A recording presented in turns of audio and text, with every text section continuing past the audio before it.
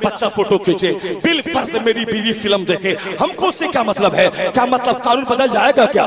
तस्वीर खींचना हराम है, चाहे मैं खींचूं या मेरा बेटा खींचे या मेरी बीवी खींचे। यही फर्क है आला हजरत के बेटे में और दूसरे मौलवियों में कि दूसरा आदमी वक्त से समझौता करता है, मगर रजा का बेटा ताजुश शरिया बोलता है जो हराम था कल वो आज भी हराम है, कयामत तक हराम रहेगा।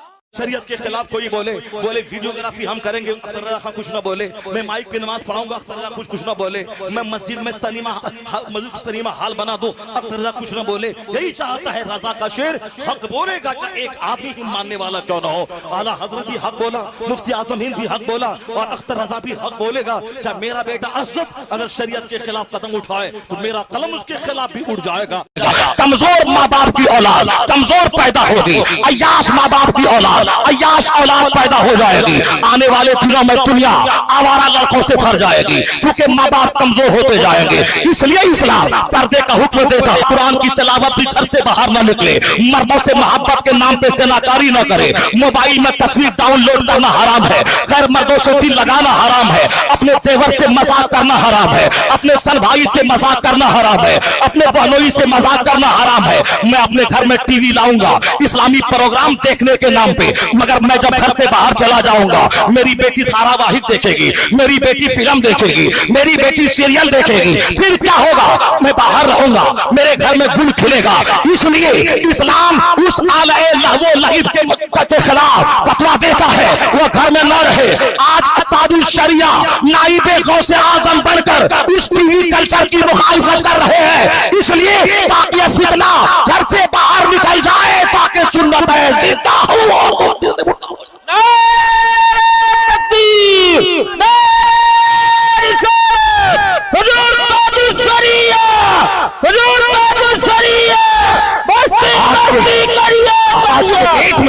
आज के डेट में आंखें जब उठती है पूरी दुनिया में एक ऐसा आलिम रब्बानी जिनके नाम पे 10-20 लाख का इज्तिमा हो जाए, जिनके नाम पे लाखों लोग जमा हो जाए, जो अपने वक्त का जबरदस्त खतीब भी हो, अपने वक्त का जबरदस्त मुसन्निफ भी हो, अपने वक्त का जबरदस्त मुदर्रिस भी हो, और अपने वक्त का वो शेख जिन पर सबसे ज्यादा आदमी का रुजू जिनकी तरफ हो, उस वक्त अगर मैं खोजता हूँ नाइबे गौसे आजम कोई मिले बुखारी शरीफ जो पानी की तरह बहाए, वह कोई दूसरा नहीं ताजुश शरिया है।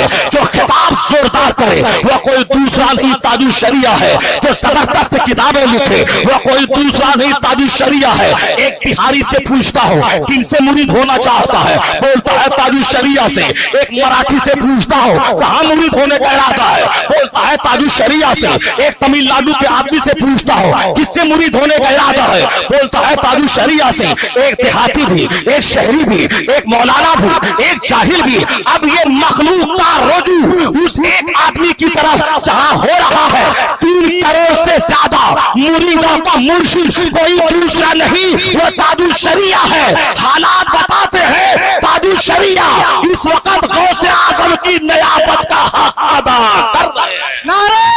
नहीं बल्कि आला हजरत का मसलक जो प्यूरिटी का मसलक है उसके खिलाफ जो काम करेगा उसका भी मजार का मेला वह धाम की तरफ हो जाएगा। और जो मसलक आला हजरत की हिमायत में उनके मसलक पर अमल करेगा तो मस्जिद जैसी पाकीज़गी उर्स के मेले में दिखाई पड़ने लगेगी, वह पाकीज़गी दिखाई पड़ने लगेगी, वह पाकीज़गी दिखाई पड़ने लगेगी। और आज शिकायत है कि मेरा बेटा जोकर हो गया, मेरा बेटा एफआईआर की बात कर रहा है। क्यों नहीं होगा? रात दिन सिनेमा देखना, 10-10 घंटे मोबाइल चलाना, औलिया सालिहीन के मजार पे आने के बाद मोबाइल चलाना, दूसरों की वह बेटी को ऐसे ढूंढना जैसे कोई कुत्ता हड्डी को तलाश कर रहा है।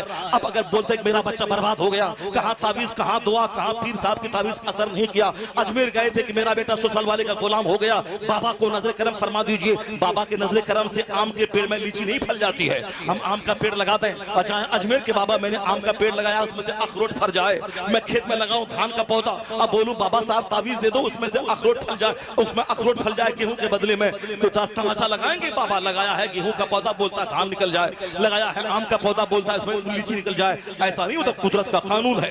अल्लाह चाहे तो लोहे में अंगूर लगा दे, लेकिन अब कुदरत का ज़ाब्ता क्या है? आम के पेड़ से आम, कटहल के पेड़ से कटहल, लीची के पेड़ से लीची, गेहूं के पौधे से गेहूं। और फिर अगर हम एक बचपन से ही तश्कील हमने घर के माहौल को ऐसी किया, यानी जिसका बेस हो बदअमली, जिसका बेस हो फिल्मी कल्चर, और हम ये तमन्ना कर मेरा बेटा वली पैदा हो जाए, अब्दाल पैदा हो जाए, गौस कुतुब पैदा हो जाए, मौलाना ऐसा खिताब करना ताकि हमारा बेटा संभल जाए, माँ बाप की तौहीन करना छोड़ दे। हमने अपने घर में एक दिन भी ऐसा माहौल नहीं बनाया। न फातिमा की कहानी सुनाई, न हजरत हसन की कहानी सुनाई, न गौसे पाक की कहानी सुनाई, न आला हजरत की कहानी सुनाई। हमने कहानी एफियर की, हमने प्यारी प्रेम की, हमने कहानी लव की, हमने कहानी फिल्म की, हमने कहानी फला डॉक्टर बना 10 करोड़ कमा लिया, फला इंजीनियर बना 1 करोड़ कमा लिया, फला प्रोफेसर बना 50 करोड़ कमा लिया, फला बिजनेस का 10 करोड़ कमा लिया। तो बच्चे के दिमाग में पैसा का जुनून चढ़ जाएगा। पढ़ने का मतलब पैसा कमाना, चाहे डॉक्टर बनने के बाद जोकर बनना पड़े, उसे नॉर्मल डिलीवरी को सिजरिंग करना पड़े, इंजीनियर बनने के बाद हरामखोरी का रास्ता अख्तियार करना पड़े। पढ़ने का मतलब ही पैसा कमाना, चूंकि हमने को घुट्टी में पिला दिया है, वो डॉक्टर बना 50 करोड़ कमा लिया। हमने बच्चों की शादी तख्ती पे लिख दिया है, पढ़ने का मकसद पैसा कमाना। हमने कभी नहीं बताया पढ़ने का मकसद नेक बनना, जन्नती बनना, शरीफ बनना, हलाल खोर बनना, रसूल पाक की खुशी तलाश करना, ईमान कालम दुनिया से चला जाना। फला पढ़ा लिखा मुत्तकी बन गया, फला पढ़ा लिखा गौस बन गया, फला पढ़ा लिखा कुतुब बन गया, फला पढ़ा लिखा नेक साले बन गया, फला पढ़ा लिखा 10 खतरे कुरान करने वाला बन गया। हमने कभी उसकी कहानी नहीं सुनाई। हमने कहानी सुनाई दुनियादारों और क्रिकेटर और फिल्म एक्टर की। आज बच्चे हाथ से निकल गए। लोग कहते कहाँ है शरीफ, कहाँ है अच्छे बच्चे, कहाँ है समाज में माँ बाप की खिदमत करने वाला। सारे माँ बाप रो रहे हैं कि मैंने 10 बीघा जमीन बेचकर बच्चों को डॉक्टर बनाया, वो किसी छोकरी से प्यार करके बंबई में वही घर बसा लिया। हम डॉक्टर के पास जाने के तरस रहे कि भतीजा को बुलाते हैं, भांजा को बुलाते हैं, कोई नहीं आता, रो रहे हैं। हाँ, और 10 बीघा जमीन बेच के बच्चों को डॉक्टर बनाओ और उसे इस्लाम मत सिखाओ, और आखिर वक्त में खूब रो, खूब खून के आंसू बहाओ। जो मुस्तफा की तालीम के खिलाफ करेगा उसे जहन्नम की आग, तो वहां यहाँ खून के आंसू रोना ही पड़ेगा।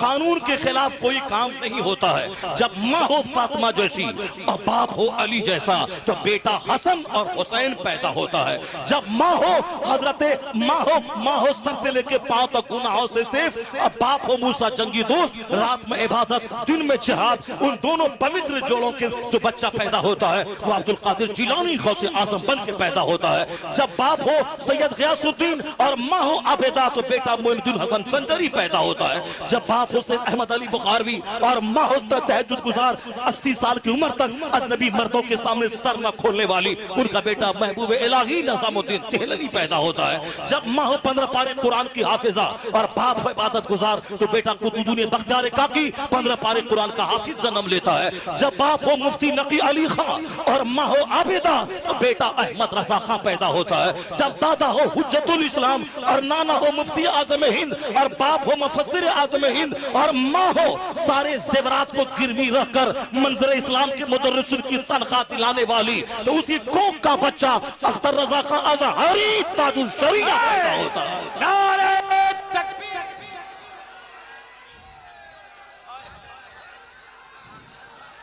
बस्ती बस्ती करिया करिया, बस्ती बस्ती करिया करिया। अल्लाह तबारक व तआला हमें हक समझने, हक बोलने और हक पर अमल की तौफीक अता फरमाए। औलिया और सालिहीन ने जो जिंदगी गुजारी उसके समरात दुनिया में उनको मिले। नमक रोटी जरूर खाया, मोटा छोटा जरूर पहना, फूस के मकान में रहा, लेकिन रब की रजा की खातिर जो इबादत करते करते जिंदगी गुजारी, अल्लाह ने उसे औलाद भी वैसी करीम अता की। उनके विसाल के बाद अल्लाह ने अकीदतमंदों का ऐसा मेला, ऐसा सैलाब दे दिया। जो लोग कहते थे कि सुन्नी घट रहे हैं, बरेलवी घट रहे हैं, आला हजरत के फॉलोवर घट रहे हैं, उन लोगों को जाते जाते दुर्वेश ने बता दिया कि आज से 40 साल पहले 1981 में जब मुफ्ती आजम हिंद का विसाल हो रहा था, उसी पीरियड में देवबंद दारुल उलूम देवबंद में 100 साला जश्न मनाया जा रहा था। 10 लाख लोगों, 5 लाख लोगों की भीड़ की बातें की जा रही थी। हुजूर रेहाने मिल्लत मुफ्ती आजम हिंद के पास आए, कहा बाबा सारे अखबारात में ये बातें छप रही है, ये 5 लाख लोगों की भीड़ देवबंद में जमा हो गई। मुफ्ती आजम हिंद वो बिस्तरे मर्ग पे थे, आपने क्या कहा? देख लेना देख लेना देख लेना देख लेना। रेहाने मिल्लत समझने क्या देख लूं क्या देख लूं, मगर मुफ्ती आजम हिंद की बात थी वो समझ नहीं पाए। लेकिन जब चंद ही महीने के बाद मुफ्ती आजम हिंद का विसाल हुआ, उनके जनाजे के दिन से लेकर चहलुम तक 22 लाख लोगों का मेला 40 साल पहले जब बरेली में लग गया, तब रेहाने मिल्लत ने सोचा हाँ हाँ बाबा जाते जाते बता दिया कि देख लेना कहां 5 लाख और कहां 22 लाख, ताकि दुनिया जान ले जो हक मजहब है उसका रिश्ता कभी कमजोर नहीं होता।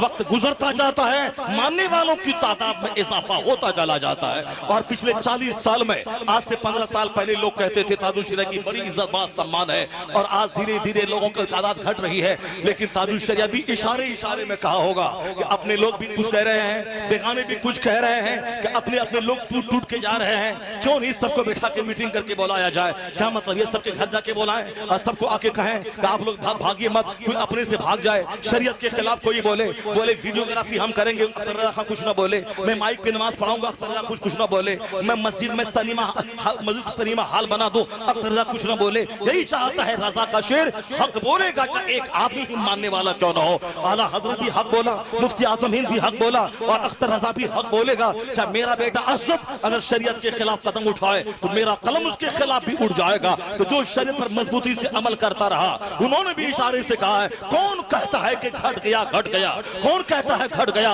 और वो दुर्वेश जाते जाते जब 1 करोड़ का सैलाब बरेली में जमा करके लोगों को बता दिया मसलके आला हजरत ही है दीन हक, इसके हद से जो बाहर निकल जाएगा कल भरोसे कयामत खुदा की कसम देखना वो जहन्नम में जल जाएगा। मसलके आला हजरत ही मसलके अहले सुन्नत है, ये मसलक बढ़ता रहेगा, फलता रहेगा, फूलता रहेगा।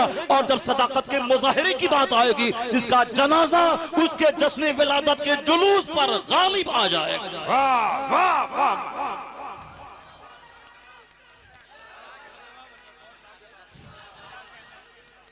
बस पूरी तकरीर का एक निचोड़ समाप्त कर लें आप, अपने घर में इस तरह का माहौल बना दे ताकि आने वाली नस्लें जान जाए कि ताजुल शरिया कौन है, आला हजरत कौन है, मुफ्ती आजम हिंद कौन है, उनके जीने का अंदाज, उनके रहने का अंदाज, हक पर कायम रहने का अंदाज।